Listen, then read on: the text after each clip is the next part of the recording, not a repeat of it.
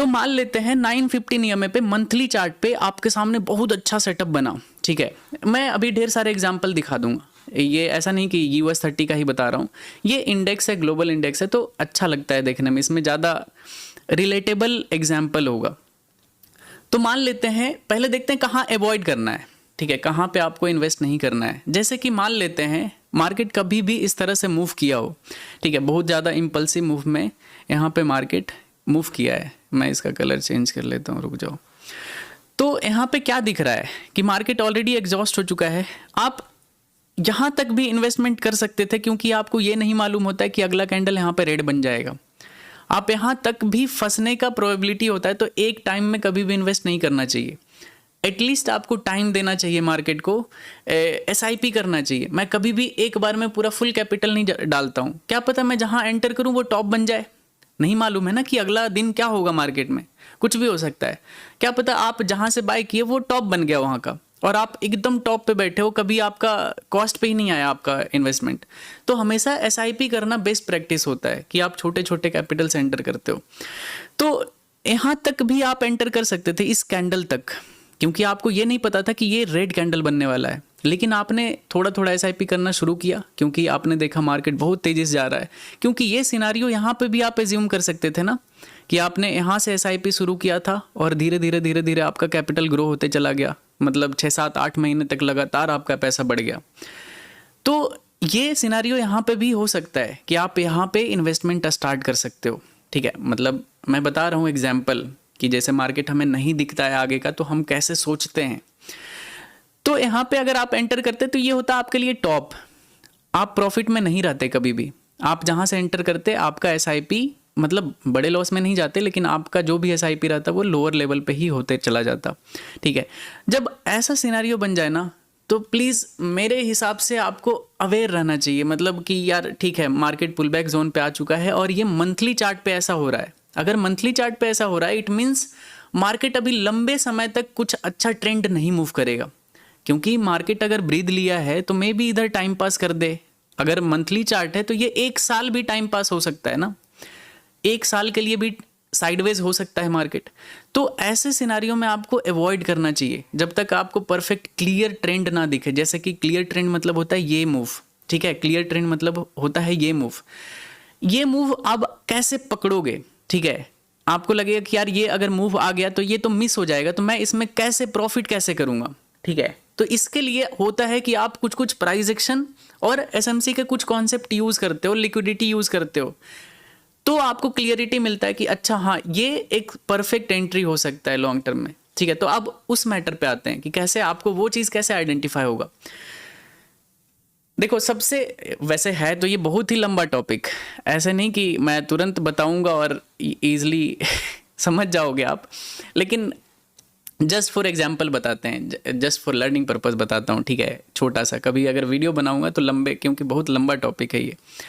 तो अगर आप एग्जाम्पल सपोज आप 915 EMA यूज़ करते हो, चाहे कोई भी दुनिया का स्ट्रेटजी यूज़ करते हो, 921 चाहे कुछ भी यूज़ करते हो, तो आपके सामने कुछ भी कैंडल बना, एंट्री कैंडल, अभी थ्योरी पे नहीं जाते हैं, मैं बस एक साइकोलॉजी पे बता रहा हूँ। अगर आपने ऐसे कैंडल पे एंटर किया, ठीक है, अगर इस तरह का आपका इन्वेस्टमेंट स्टार्ट होता है ऐसे जोन के बाद, ठीक है, जैसे कि ये इधर साइडवेज था यहाँ पे, और ये EMA पे एक अच्छा सा बुलिश कैंडल यहाँ पे ग्रीन कैंडल बना, और आप यहाँ से एंट्री बनाना शुरू करते हो, और ये लगभग ये 2023 का चार्ट है, ठीक है। यहाँ से मार्केट हमेशा ऊपर गया है, ये एक अनयूजुअल सिनारियो है, जनरली मार्केट ऐसे नहीं मूव करता है। ये कोविड करेक्शन के बाद इस तरह से मूव कर गया था, तो वो अलग चीज़ है, ठीक है। ये इस तरह से मूव कर गया था क्योंकि वो पूरे वर्ल्ड वाइड में ये करेक्शन जो था ना, ये 2020 वाला, ये बहुत ज़्यादा ज़रूरी था, लोगों को इम्पोर्टेंस पता चला, और उसके बाद मैसिव इन्वेस्टमेंट आया मार्केट में और मार्केट बहुत तेज़ी से ग्रो किया। लेकिन ओवरऑल मार्केट का बिहेवियर होता है इस तरह से मूव करने का, ठीक है। तो ऐसे जगह पे अगर आप बाय करते हो, SIP स्टार्ट करते हो, तो ये आपका एक परफेक्ट इन्वेस्टमेंट होता है, जैसे कि आप गलत जगह पे नहीं फंसोगे, क्योंकि आपको ये भी दिखेगा कि मार्केट ट्रेंडिंग है, EMA ट्रेंडिंग है, सब कुछ फेवर में है, तो आप प्रॉफिट में रहोगे। ऐसा नहीं है कि मैंने यहाँ से भी स्टार्ट किया है, इस कैंडल से मैंने इस कैंडल से इन्वेस्टमेंट स्टार्ट किया था, और देख सकते हो बैक टू बैक यहाँ पे now I am in big profit US market में। तो ये चीज़ होता है, ऐसा नहीं कि मैं ऐसे ही बोल रहा हूँ सिर्फ किताबी। मैंने यहाँ से इन्वेस्टमेंट शुरू किया था इस कैंडल से, इस ग्रीन कैंडल के बाद से, और मेरे पास ये पोर्टफोलियो है। तो ये मेरे पास बैक टू बैक इतने महीने से मैं प्रॉफिट में हूँ यूएस मार्केट में, ठीक है। गलती बताता हूँ कहाँ पे हुआ है, गलती हुआ है इंडियन मार्केट में, ठीक है।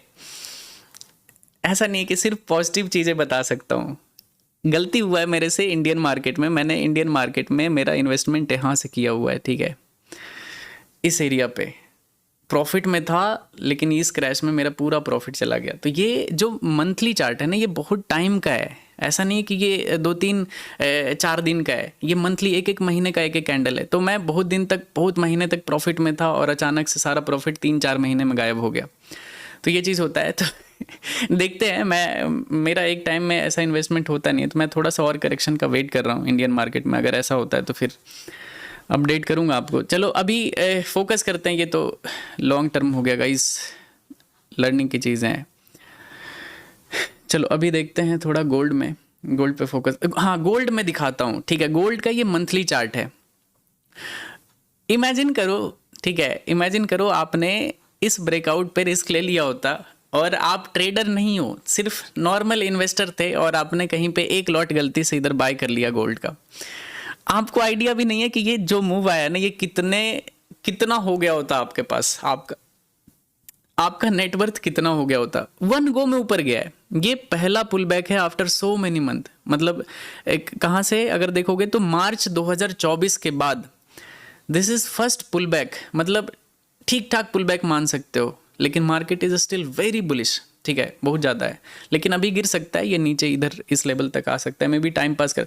हाँ, ये एक आइडियल सिनारियो है इन्वेस्ट नहीं करने का, ठीक है। ये एक आइडियल एग्जाम्पल है कि आपको इन्वेस्टमेंट नहीं करना चाहिए मार्केट में, क्योंकि मार्केट अभी पुल बैक लिया है। तो मे बी इधर बहुत टाइम तक टाइम पास कर सकता है, मे बी 1 साल, 2 साल, 1.5 साल, कुछ भी हो सकता है, या फिर पूरा करेक्ट होकर नीचे भी आ सकता है।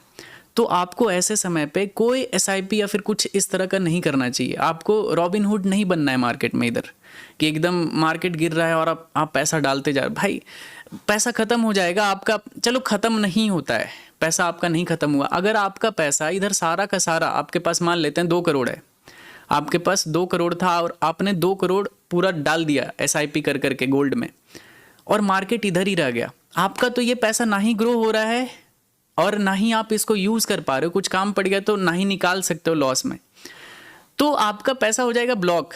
तो ऐसे टाइम में मत किया करो। जब कंफर्मेशन मिलता है कि हाँ ठीक है, अब मार्केट यहाँ से बुलिश हो सकता है, मोमेंटम आ सकता है, सही सेटअप दिख रहा है, तब अगर आप एसआईपी करते हो ना, तो आपका ग्रोइंग मनी होगा। बीच से आप कहीं से भी आप अपने कैपिटल को निकाल सकते हो या फिर थोड़ा प्रॉफिट निकाल सकते हो, ऐसे कर सकते हो। तो वो एक आइडियल थिंकिंग होता है। अगर आप फुल टाइम ट्रेडर हो तो आपको बहुत ज़्यादा एक्टिव होना पड़ेगा मार्केट में, कि कहाँ पे आप क्या कर रहे हो। तो ये आइडियल एग्जांपल होता है कि गोल्ड में अभी कुछ भी नहीं करना है, ठीक है, 1 भी रुपया नहीं डालना है लॉन्ग टर्म में। अगर आप करते हो, स्कैल्पिंग कर लो, स्विंग ट्रेडिंग कर लो, अलग चीज़ है, ओवरऑल पैसा बनने से मतलब है, लेकिन इन्वेस्टमेंट नहीं करना चाहिए।